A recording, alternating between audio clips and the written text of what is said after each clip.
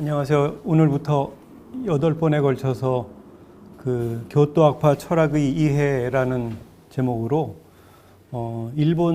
근대 일본 철학의 정수라고 할 수 있는데요. 그 내용을 좀 개인의 교토학파 소속 철학자들의 생각을 한 사람씩 정리하는 방식으로 진행해 보려고 합니다. 저는 이찬수입니다. 오랫동안 종교학 공부해 왔고요. 특히 일본 불교, 현대 불교 철학하고 또 서양의 철학적 신학을 비교하면서 동서양 사유 체계의 공통성과 차이점에 대한 고민을 오래 해왔고, 그러다가 이들이 지향하는 공통세계를 모든 사람이 알아들을 수 있는 언어로 바꾸면 뭘까 고민하다가 어느 순간 정말 평화로구나 생각이 들어서 최근 10몇 년 전 이래로는 평화학의 연구에 좀 집중하고 있습니다. 오늘 그 일본 현대불교 철학의 정수인 교토학파 철학을 시작하면서도 이것을 왜 하는가, 결국은 일본에 대한, 일본 사상에 대한 심층적 이해를 통해서 좁게는 한일 간에 혹은 넓게는 동아시아에서 더 넓게는 세계의 평화에 기여할 수 있으면 좋겠다 하는 생각을 하고 있습니다. 자, 이 준비한 화면 PPT를 좀 띄우고 시작을 하도록 하겠습니다. 니시다 기타로라는 사람에 대해서 불과 1시간 남짓해서 정리하기에는 너무나 벅찬 사상가이고 철학자예요. 지난 가을에 니시다 기타로만 한 8번 정도에서 다뤘는데 그러고 나서도 못 다룬 내용들이 꽤 많다고 느껴졌습니다. 아무튼 그런데 오늘은 니시다 기타로를 가능하다면 1시간 정도에 걸쳐서 정리를 해 보려고 하고요. 이 사람을 이해하면 근대적인 의미의, 즉 서양적인 의미의 일본 철학의 정수랄까, 이런 것이 좀 와닿을 수 있으리라고 생각이 듭니다. 제목을 탈서양적 근대 철학의 탄생으로 잡아봤고요. 말 그대로 일본에서 나온 철학이지만 모든 서양 사상을 온전히 흡수하면서 그것을 넘어섰다고 스스로 자부하고 제3자가 보기에도 그런 측면이 있어요. 그래서 탈서양적 근대 철학의 탄생으로 잠정 제목을 정리해봤습니다.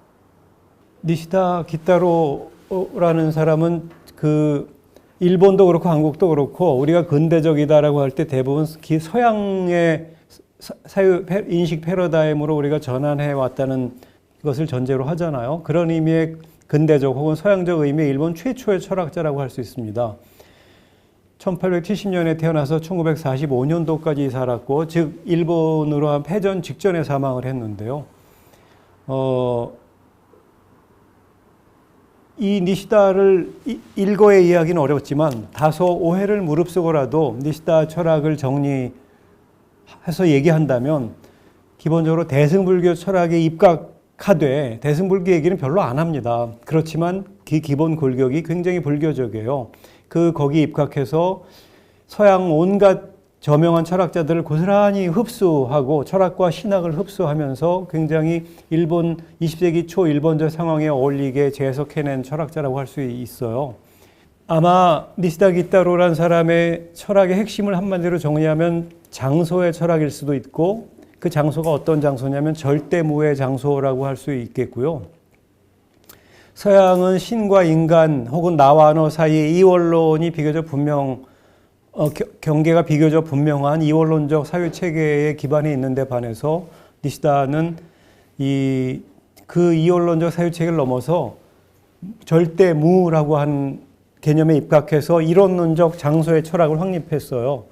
이것이 굉장히 매력적이었고요. 그래서 서양 철학자들에게 서양 철학자들이 일본 철학을 공부하게 하는 아주 매력적 동력이 되었습니다. 그래서 많은 서양 사상가들이 일본 와서 공부하기도 하고, 니시다를 비롯해서 그 제자들의 사유체계를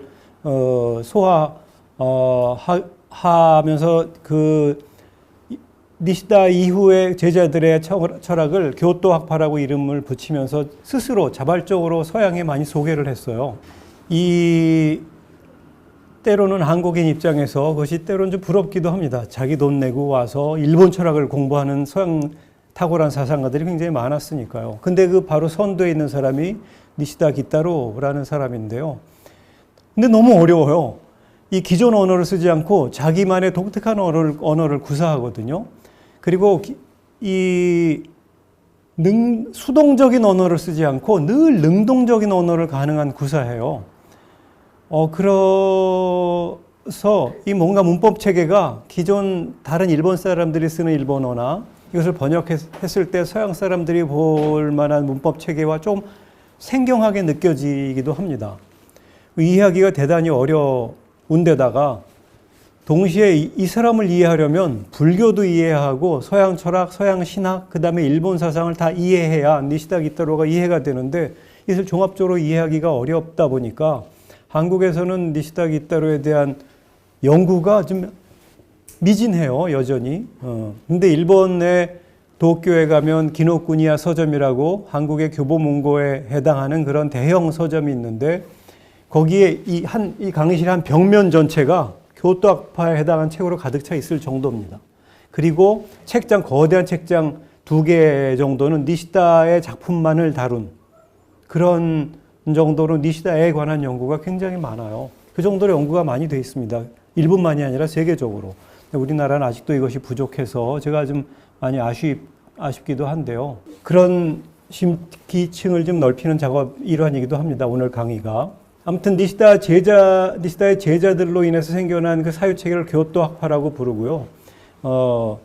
우리는 아직도 니시다만이 아니라 교토학파 전반에 대한 이해가 지금 미진해서 제가 다시 한동안 좀 강의하지 않다가 이제 다시 좀 바람 잡고 글 쓰면서 교토학파를 국내적으로 연구를 확산시키는데 작게라도 좀 기여해 보려고 생각을 하고 있습니다.